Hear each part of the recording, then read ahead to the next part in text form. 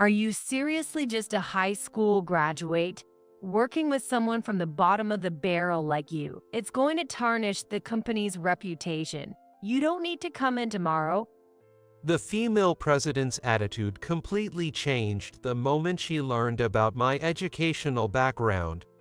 Despite being scolded and looked down upon, I've always delivered results and earned recognition. I never imagined I'd be fired just because of my education. On the way home, I couldn't help but reflect on everything that had happened. It felt like all the hard work I had put in was suddenly rendered worthless. However, a few days later, the chairman, looking flustered, appeared at the company after I left. Where is the advisor? What? Something unbelievable had happened. My name is John Parker. Apparently, my mother had a difficult childbirth and passed away shortly after giving birth to me. In the child care diary she left behind, my mother's determination to raise me without a father was recorded. The diary had been written every day from the early stages of pregnancy, but it abruptly stopped being filled out from the first day of my birth, which was quite poignant. That's how I grew up in an orphanage without even knowing my parents' faces. I had many friends at the orphanage, and I grew up in a kind environment without inconvenience. Still, I wanted to become independent earlier, so I started working after graduating high school. When I discussed it with the orphanage's director during career counseling before graduation, surprisingly, she readily agreed. I know. Let me ask my friend. It's in the construction industry, and there are jobs on site as well as in the office, such as planning and design. I think you can choose a job that suits you. Any job is fine. Thank you very much. And so, I was able to work under a very kind president thanks to the introduction from the orphanage's director. I remember when I graduated from high school and first met the president. Nice to meet you. I'm Max Dalton. Let's work hard together, He said with a gentle smile. He had a very calm demeanor and said he had been friends with the orphanage's director since his student days. Work started immediately the next day. At first, it was work on the site. The president said it was important to learn about the site first. He taught me everything I didn't know. And as I grew, I started to feel really happy about being able to help others. The director would come by occasionally, worrying about me. You can see me when I go home. Just come back soon. I was happy, but embarrassed.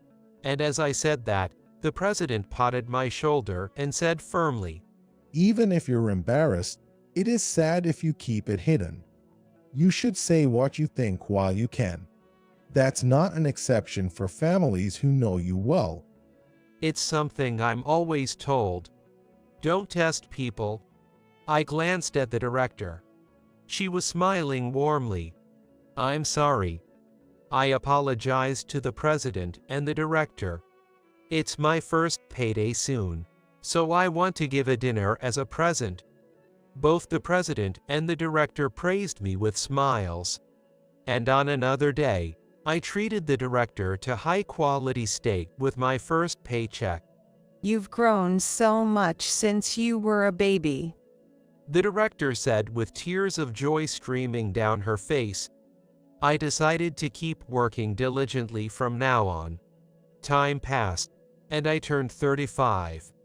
One day, the president gathered all the employees for a meeting. I attended the meeting as a representative of the HR department. The president happily announced that his daughter, who had completed her studies abroad, would be returning to the U.S. to take over the company. He said that after the next fiscal year, he would become the chairman, and his daughter would become the new president. There was some anxiety, but it was the president's decision. I resolved to continue supporting the new president and work hard. Then came the first day of the new president's arrival. Her name was Tiffany. As a returnee, she had grace, and her smiling face resembled that of the former president. We were close in age, so she was friendly. John, you seem so mature for your age. That's what the new president, Tiffany, said, and I responded with a bit of hesitation. I guess I started working at an early age. Tiffany was really competent. With her natural brightness and skillful communication, she quickly grew and even secured contracts with overseas partners. Then, a significant project came our way. Thanks to the client's approval of my handling, we were able to collaborate and successfully complete the project together. As we grew closer, there was a moment during a lunch outing when Tiffany casually remarked, John, you're really good at customer service. What did you major in at college? Suddenly, I was at a loss for words. The former president hadn't mentioned anything about me. Nevertheless, I decided not to hide it and told her. I didn't go to college. I grew up in an orphanage since my parents weren't around, so I started working right after high school. I'm glad you think so highly of me. It was embarrassing, but I felt Tiffany would accept me for who I am. But Tiffany's expression darkened. Setting down the dishes she was holding, Tiffany quickly gathered her belongings and stood up. Are you seriously just a high school graduate? Working with someone from the bottom of the barrel like you, it's going to tarnish the company's reputation. You don't need to come in tomorrow. With those quiet words, Tiffany left. I was left dumbfounded by the sudden turn of events, unable to even protest. It was essentially a termination notice. On the way home, I reflected on everything that had happened. I should have been recognized for my accomplishments, despite any scolding or condescension. I never imagined I would be judged solely based on my education. It felt like everything I had worked hard for was suddenly meaningless, so I just went home. I spent several days at home. I didn't feel like doing anything, and there was no contact from the company. For the time being, I thought I should start job hunting before my savings ran out. So I flipped through job listings in newspapers, repeatedly sighing and closing them whenever I saw the words bachelor's degree or higher. One day, on my way back from buying groceries for a few days, after a long time, my phone rang, and I nervously looked at the screen to see the name Alex. Alex and I grew up in the same orphanage and were like brothers, spending our childhood together because we were the same age. He was an old friend I had known since elementary school. I hurriedly answered the phone, and a familiar voice greeted me. John, long time no see. Do you remember me? He had always been a cheerful guy, and it was comforting to know that hadn't changed. Long time. I remember you. You seem to be doing well. Alex quickly noticed the lack of enthusiasm in my voice. You don't sound too good. Can you come out for a bit? I'm nearby. Let's grab a drink. When I asked for Alex's whereabouts, it turned out he was indeed close by. Since I didn't have any plans, I accepted his invitation and quickly went home to change. After getting ready, I rushed to the meeting place. Having been in the hometown for a long time, I had accepted the changing cityscape as a natural thing. But Alex, who appeared right on time, murmured softly, "The area in front of the station has changed." We entered a bar and caught up with each other over recent events and old stories. It had been a while since I had drunk alcohol, so I got fairly drunk quite quickly. But Alex, although he drank a lot, he wasn't drunk at all. After chatting for a while, when the conversation died down, I decided to explain my situation with the help of alcohol. I started working right after high school, remember? Yay, but it's not just about education. How many years have you been working as a professional? I got fired just because I only had a high school diploma by the newly appointed president.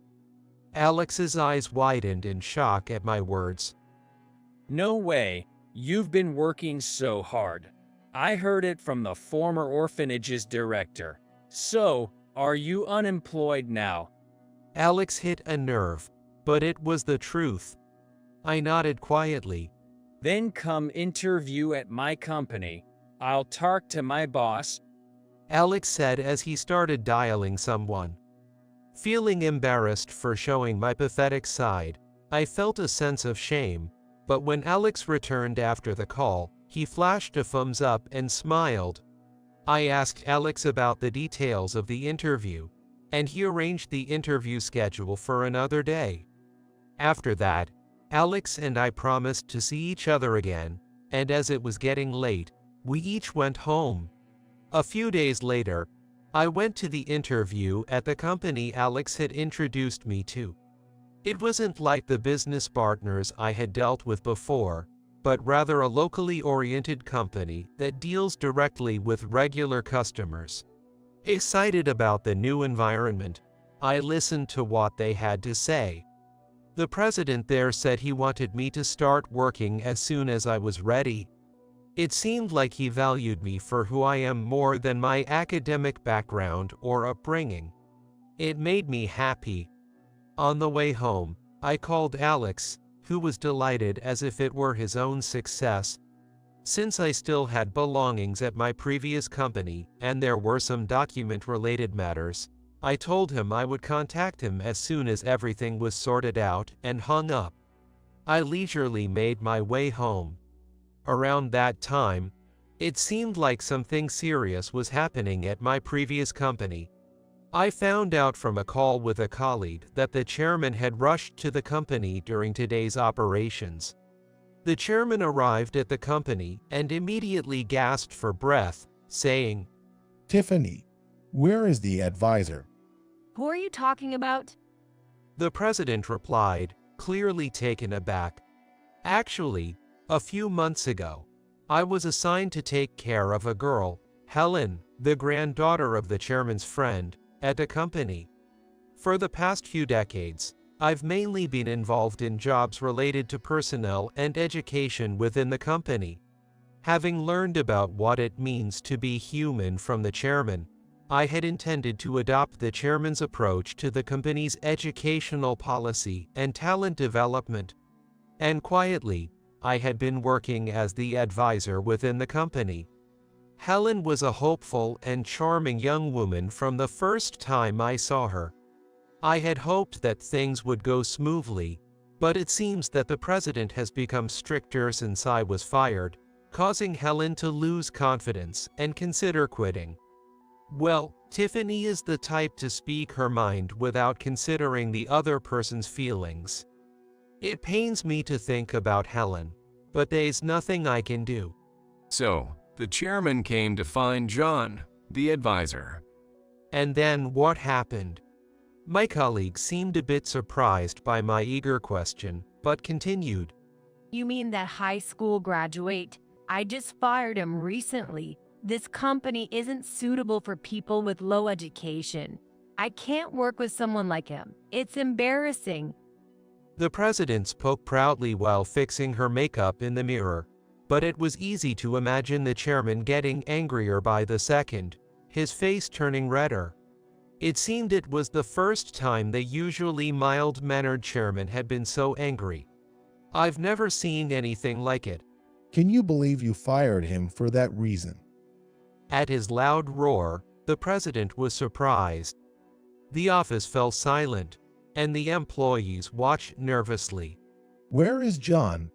Do you think there's someone as talented as him just lying around? It's not easy to find a replacement for him. Haven't I taught you that people are our greatest asset and need to be valued?